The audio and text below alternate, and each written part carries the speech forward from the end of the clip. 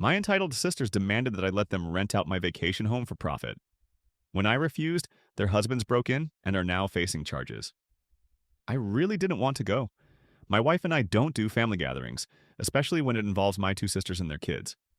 But my parents were hosting a BBQ at their house, and it was either show up or deal with the guilt trip for the next month. So, we went. My sisters, both drunk, were already making noise when we arrived. Their husbands were loud, and the kids were all over the place, running around unsupervised like they owned the yard. The kids weren't just being kids either. They were out of control. I was trying to keep a low profile, but it wasn't easy. The kids kept pushing the guests around. At one point, one of them tried to push a guest into the pool. The guy nearly fell in and left, clearly upset. And then things went from bad to worse. The three of them, the worst kids of the bunch, came charging at me. I barely dodged them, and they all went tumbling into the deep end. I didn't even know what was happening until I saw them splashing around, struggling to stay afloat. Screams erupted. My sisters freaked out, yelling that the kids could have drowned, and guess who they blamed? Me, of course. I didn't even touch them. They fell in on their own, but it didn't matter. I was the one who got blamed for the mess. And then, 2 iPhones got dropped in the pool. One of the brother-in-laws tried to fish them out, but it was useless. Phones ruined. He made a half-assed attempt to save them, but it was clear the damage was done. He didn't even apologize, just made excuses. I'd had enough. My wife and I made a quick exit after the fight broke out. My sisters started screaming, my parents were trying to calm them down, and the whole thing just felt like a circus. The worst part? We got bombarded with nasty group texts later. Every single person involved in that disaster had something to say, all blaming us for ruining their perfect day. So we blocked the entire group. I didn't need their drama in my life. The next day, my parents called a meeting with my sisters. It was supposed to be a big talk about what happened, but of course it turned into a half-hearted apology from them. They barely said anything that felt real. Then, one of the brother-in-laws called me. He demanded I pay for the phones that were ruined in the pool. I wasn't having it. I told him no, I didn't owe anyone anything, especially after what happened. So I sent that text to my parents, reblocked everyone, and that was the end of that. A few hours later, my parents told me that they were banning my sisters and their kids from the vacation house. Apparently, they didn't know about the mess I'd been dealing with for years. They said they'd found out I actually owned the vacation house, not them. And finally, they realized that maybe I wasn't the one making things difficult after all. If your siblings trashed your gathering and then blamed you, would you block them completely or try to repair the relationship? After we cut ties with my sisters and their husbands, things were quieter. A lot quieter. My wife and I started enjoying our time without the constant drama. No more fighting over the kids, no more awkward family dinners. It felt like peace. But peace doesn't last long in my family. One day, I finally sat down to tell my wife something I'd been holding onto for a while. I had secretly bought the vacation house years ago. My parents never knew that. I'd done it to avoid conflict. It wasn't that I didn't want them to have it, but I couldn't stand the thought of them constantly fighting over it.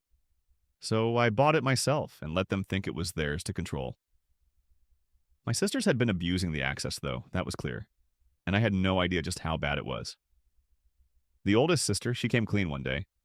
And I wasn't ready for what she admitted. She was broke. Maxed out credit cards, behind on car payments. But the real kicker? She'd been secretly renting out the vacation house behind my back. For profit. For months. She'd been pocketing thousands from strangers using the property. No one knew. Not me, not my parents. She'd been renting it out to tourists, keeping the money. And the younger sister, she knew all along. She stayed silent.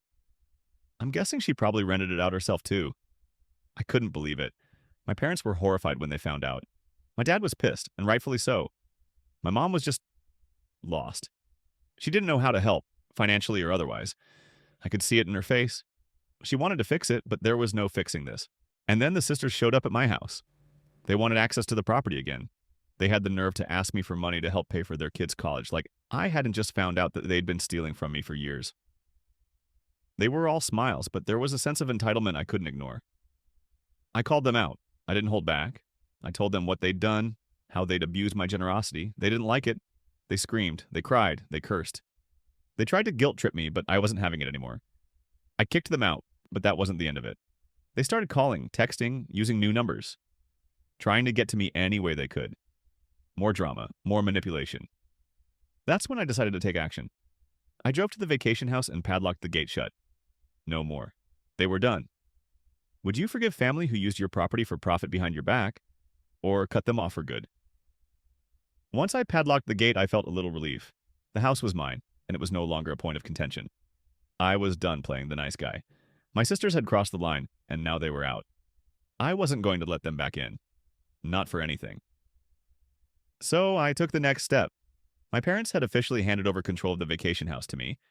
No more pretending they had any say in it. I upgraded the locks, reset the keypads, and even installed security cameras around the property.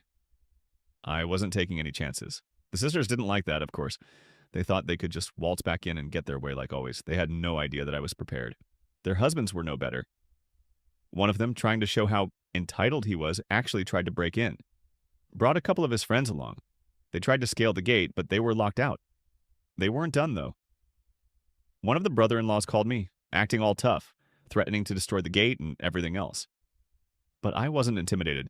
He admitted on the phone they'd been running a rental hustle with the house, that they'd been using it for profit all this time. I wasn't about to let them get away with it. I blocked them again, made sure they knew exactly where I stood. I thought about selling the house, but honestly, I wasn't ready for that. Not yet. I decided to wait. Let the emotions cool down, let them stew in their mess for a while. But I wasn't going to sit back and wait for things to explode again. I hired a property manager, David, an ex-cop with PTSD. He was a perfect fit. The guy was tough, and he wasn't about to let anyone screw around with the place. He patrolled the area with his dog and kept the place secure. Every couple of weeks, David would send me photo updates. Everything was in check. Thanksgiving came around, and my parents called me again. They were trying to make peace, trying to get me to host dinner, but I wasn't going to budge. I was still no contact with my sisters. They even offered to rent an Airbnb if everyone could pitch in. One of my sisters couldn't afford it, though, so they just dropped the idea. I didn't care. My wife and I stayed quiet. My sisters kept calling from new numbers, but I ignored every one of them. My wife? She was officially done with them. No going back. I couldn't blame her.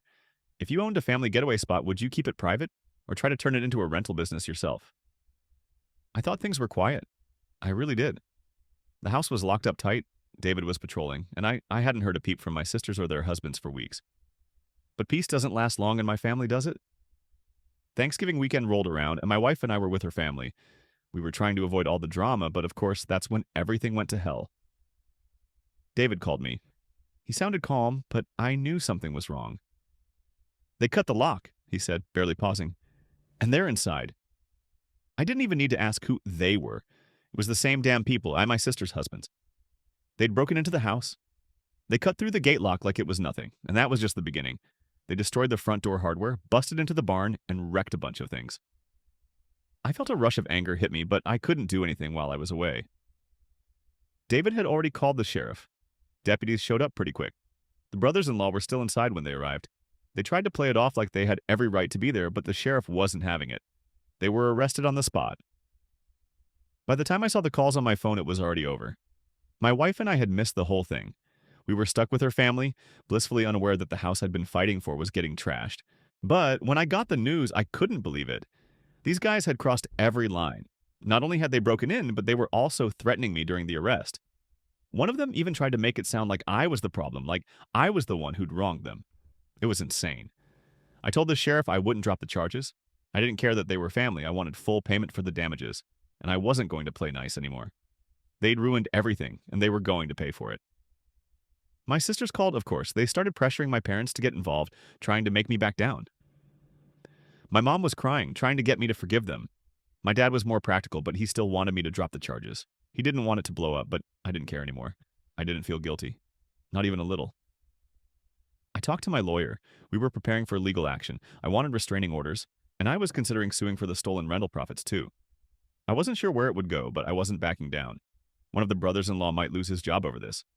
Apparently, he had a security clearance, and this whole mess was enough to get him into trouble with his employer. But he didn't seem to care. None of them did. They were too busy trying to make excuses for themselves. If your in-laws broke into your home and threatened you, would you press charges or let it go for family's sake? It felt like I'd been in a constant state of frustration for weeks, but the end was finally in sight. The brothers-in-law must have realized they were in deep trouble because they sent a courier to my door. It was a formal letter from both of them, a signed apology, and a cashier's check for $5,000. They admitted they were wrong. They acknowledged everything. They even offered more money if needed, all to get the charges dropped. It was clear they were trying to buy their way out of this mess. my lawyer advised me to settle. He said suing them would be a long, expensive process, and honestly, I was tired. Tired of fighting, tired of the stress. I just wanted it done. We had a meeting with the lawyer, and a mutual release agreement was drawn up. It included no further contact, no access to the vacation house, and payment for all the damages, including attorney's fees. The brothers in law handed over another $2,500. That was on top of the $5,000. The whole situation left me furious. I went to the vacation house to check out the damage for myself. It was worse than I'd expected. The place had been trashed. I wanted to yell, to scream at them for everything they'd done, but there was nothing left to gain from that. I'd already decided. This was the way it was going to end. The prosecutor agreed to drop all charges except for trespassing, which was a misdemeanor. That was a small victory, I guess. The agreement was final. The sisters and their husbands were now permanently blocked from any contact with me. They couldn't step foot on the property, couldn't be a part of any of our lives. My parents didn't know the full extent of what had happened, and I didn't feel the need to tell them everything. Some things were better left unsaid. I didn't feel happy about the whole situation. I didn't feel victorious, but I felt relieved. It was finally over. I could breathe again. After all this, do you think the narrator made the right call settling? Or should he have taken them to court?